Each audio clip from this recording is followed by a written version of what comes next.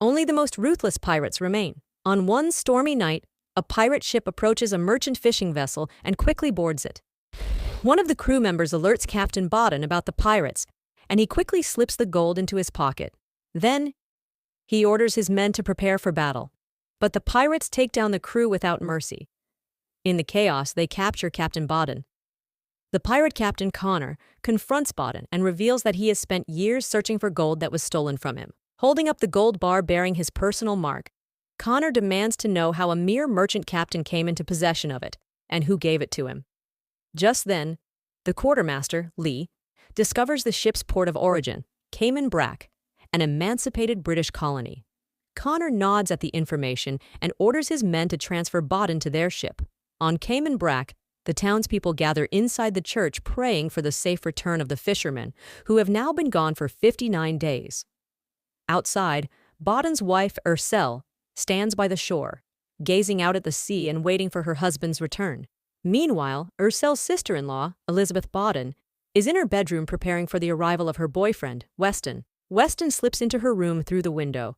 He tells her that his ship is sailing the next day and asks whether she has made a decision about leaving with him. Elizabeth admits that she is still unsure.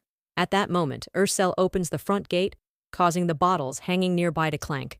Ursel's young son, Isaac, awakens and slowly gets out of bed. Steadying himself with the rope strung through the house for support, Ursel walks to the front door, then pivots toward Elizabeth's bedroom window. Just as she does, she notices that the food on the stove has been left unattended. She calls out to Elizabeth. Then she spots her son and gently guides him back to his bed. He asks if the ship has returned. She tells him not yet, but assures him that it will, and that his father will come home. Eventually, Elizabeth agrees to run away with Weston the next day.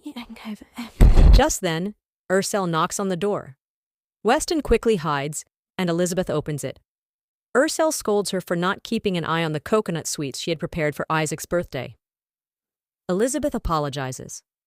Ursel decides to make another batch. The three of them later share the sweets together, unaware that a group of pirates is already making its way toward the island. Later that night, Ursel finds Isaac reading a book about pirates. He tells his mother that he feels something is wrong because his father promised to return before his birthday. Ursel calmly explains that the sea is always uncertain. She then gives him a small present his father had left behind in case he was late.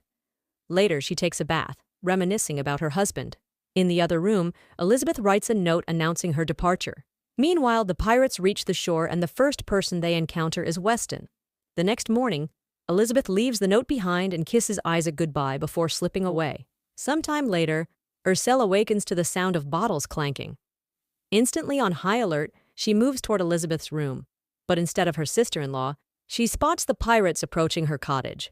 She immediately secures the front door, then rushes to wake her son. She takes him to a hidden trapdoor beneath the floorboards, grabs a rifle, and sends him down into hiding. Taking position, she aims at the front door, catching her momentarily off guard. Despite this, she strikes him hard with the rifle. Another pirate rushes to defend him.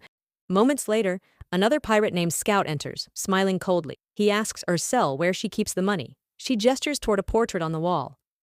Frustrated, Scout shouts that he asked for the gold. Ursel insists they have none. She suddenly takes down one of the men and attempts to escape, but she is quickly caught.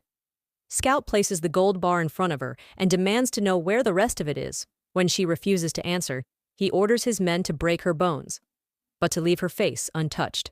The next morning, Connor arrives at Cayman Brac. The leader of the island community, Pustode, approaches him with a polite smile and asks who he is. Connor introduces himself as Captain Francisco Connor.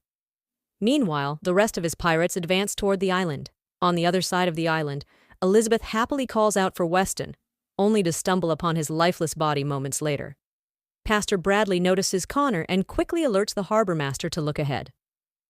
When the harbor master spots the approaching pirates, he blows a conch shell, warning the citizens to take shelter inside the church. Custode turns to Connor and declares that he knows exactly who he is: a criminal, a warhound, and a wanted enemy of the British Empire. Connor simply replies, "I," and then calmly asks where Bodden's wife is. Custode refuses to tell him,